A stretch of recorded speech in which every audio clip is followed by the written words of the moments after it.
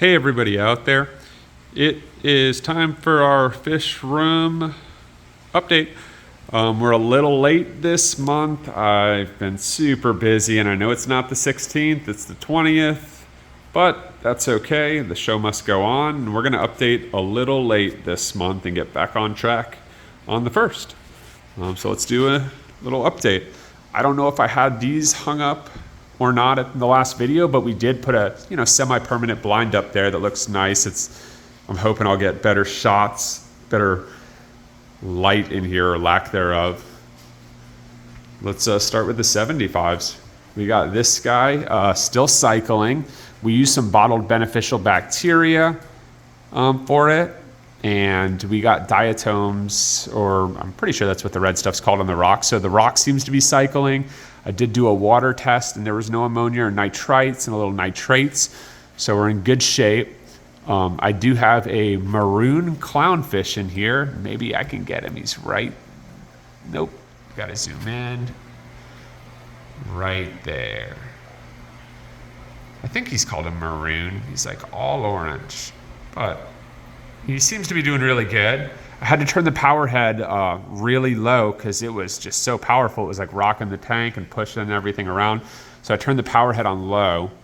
But yeah, the fish seems to be doing good. So I think our next move with this guy is we need to get a cleanup crew. And I've been looking at a lot of websites that sell fish online. And a lot of them sell like entire packs. Like I saw one that was like $75 or like around $60 to $75 for a cleanup crew.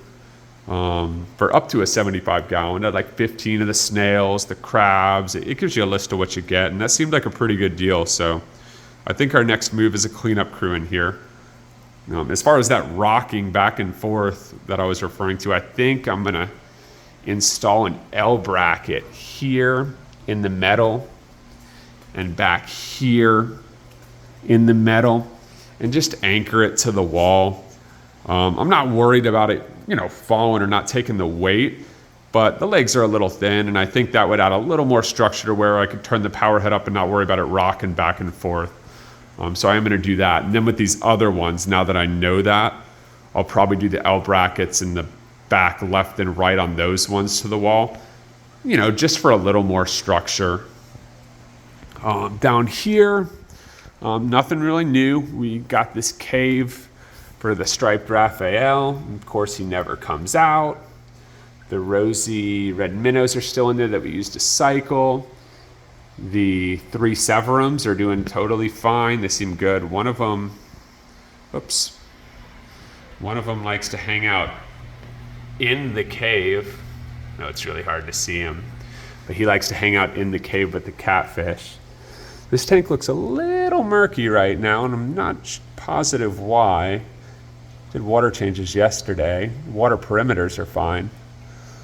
But yeah, this is pretty much like a QT tank at the moment. Like, we don't know what we're gonna do with it long term. It's just a place for the catfish to hide because I didn't like them in any other tank. The 3 Severums, I know 2 of them have the vertical stripes and look like red shoulder. I'm not sure what that one is right there that's like, doesn't have the vertical stripes. I think it's some sort of green Severum. I'm not too familiar. The only Severums I've ever kept are the red shoulder Severums, not the rocktail, but the hero species. But yeah, so that's just, we got those guys for free. You can't beat that. Someone was just looking to rehouse them. So let's cut across, skip the big tank at the moment, go over to the Goldfish. These guys seem to be growing pretty quick, especially the Shabumpkins and the Comet. They're doing real good. They're real lively. Even the derpy Blackmore's doing pretty good. I did make a pretty big change to all these tanks yesterday, almost all of them. The big tank, the Goldfish tank, and all the freshwater tanks, minus the planted one, I reduced the light down on a lot of them because I was getting a lot of algae on the panels, which wasn't a big deal. I cleaned it, but I feel like maybe our lights were on a little too long. So I cut the big tank down to 3 p.m. to like 10, I think. So what is that? 4, 5, 6, 7, 8, 9, 7 hours. Because, it's coming on real earlier. like a regular day cycle, but we don't even get home till later in the day. So same in this tank and the other freshwaters, they don't cut on till like 4 o'clock now and stay on till 10 or 11. I think that's going to help a lot with the algae. And like I said, we're not even home during the day usually. The grow out here, the blue angelfish and the tiger striped silver dollars seem to be doing just fine. I think in about a month, I'm going to move them over to the big tank. If anyone's actually like following on what I have stocked in these, we did have that Geophagus spheni in here, and we actually moved him over to the big tank. He didn't seem like he was really growing after the other 3 in his shoal died a while back. So we moved him to the big tank in hopes that he's going to start growing, because in our experience, once you move him to a bigger tank, they just grow like crazy.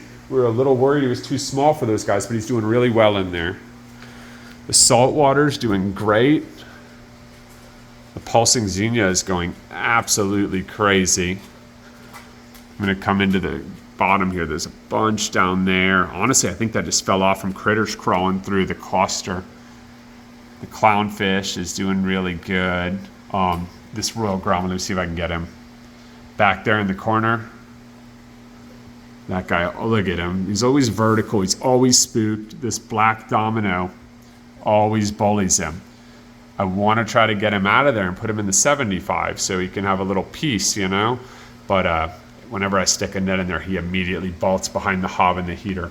One of these days, when I have a good opportunity to get him, I'm going to, and I'm going to move him over. That starfish that we fed the harlequin is long gone. So I'm assuming he'll be peeking his head out soon. We'll have to get him another one. Here's one of the big, I think this is a Mexican turbo snail. He usually is hidden, which is crazy because of how big he is. But he's out. So yeah, my plan's here to get that guy into the newly set up 75. This pulsing zinnia is even growing in the back real good. I'm super excited about that spreading. I'm curious what's going to happen when it hits this green star polyp, because this is finally spreading. If you look right here to the right, but you know, worst case scenario, the pulsing zinnia takes it over. I don't really care because we love the way the pulsing zinnia looks. We like the green star polyp too. We just have better luck with the pulsing zinnia. The planted tank, now that we got the CO2 back in it, the plants are doing great again. Look at these. Our frog bits or roots are insane.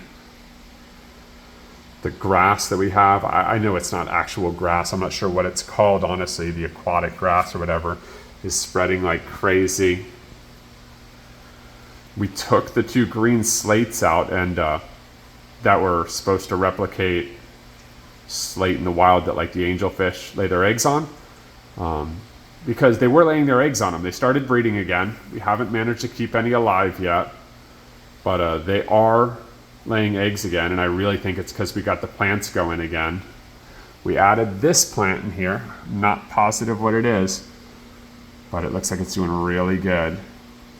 You can see these grassy looking plants, those roots right there, they jump up and back into the substrate. Really cool.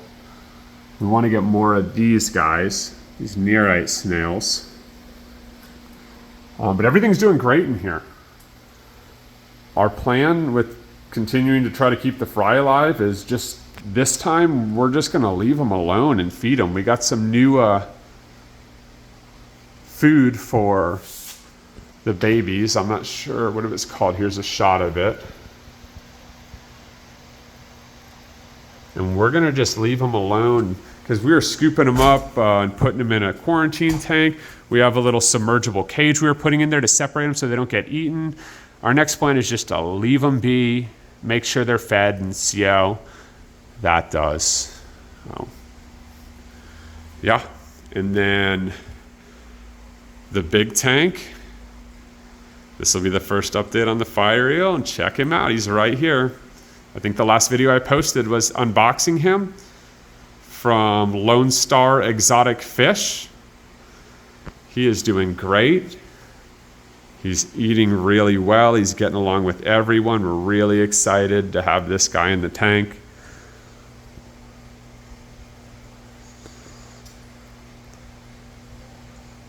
Everyone in here is doing really well. It took us months to get our old fire eel that died to start eating. We got this guy on the freeze-dried krill shrimp. I think it's krill shrimp within days. So super excited he's eating well. This Fenestratus right here, we think we found out he is a male and the flower horn is a female. The two of them got together and laid eggs on the flat end of that rock. They dug a humongous hole in the substrate and laid eggs. But I saw the Fenestratus nipping at it and they were all gone one day, so they ate them all, which is okay because I wasn't gonna take any steps to keep them alive in such a big tank. There's that Geo, the Svenai, he's doing great in the tank, which I'm really happy about. At his size, I mean, there's a couple fish in here, if they wanted to, they can eat him, but they've never shown interest in, you know, eating any other fish except really, really small ones. So how good he's doing is making me hopeful that the silver dollars can move over in the next month, because the silver dollars are about at least as tall as him, not as long because they're, you know, more round shaped, but I think they're going to do good in here. See, there's the one that they're going to join. He's not huge. He's also, you know, not super small either. Maybe I can get this Melanura. This guy is my favorite right now, right next to the black belt. Look at this guy's colors. Don't move, buddy. You guys, these flower horn and that creamsicle just want to show off. Look at that guy's colors. Those two right there. The black belt on the left and this Melanura. By far one of my favorites. That black, and he looks like a tie-dye shirt to me. Dalhousi's doing really good. Socks, the giraffe nose is doing great. The Argentina is growing pretty fast. You know, slower than everyone else, but decent pace. Cosmo, this guy, the Bleakery cichlid, the Starry Night, he's starting to get bigger, which is cool. I can't wait for him to get big. That's Shelby's favorite. Bissell is still getting gigantic. Maybe I can get him to come up. I mean, come on, boy. Come on.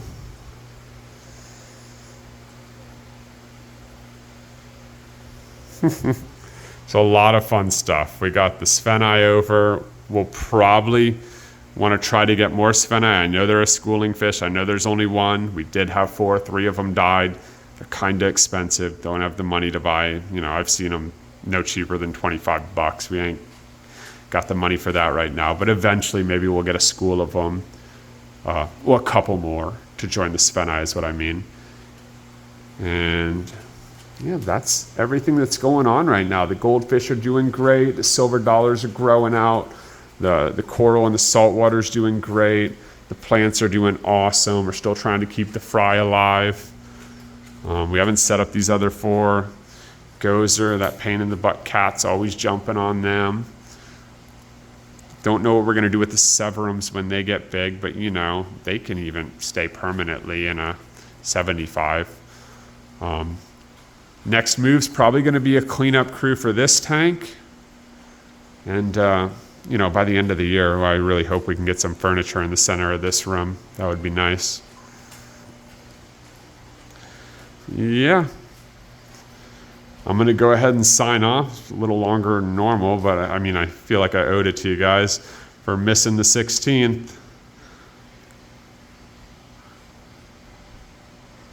Thanks, as always, to anyone that's watching. And I'll talk to you guys again on the 1st. Did want to mention, if you ever have any questions or anything, I would love to interact with anyone, especially fellow hobbyists. So by all means, leave comments, ask away.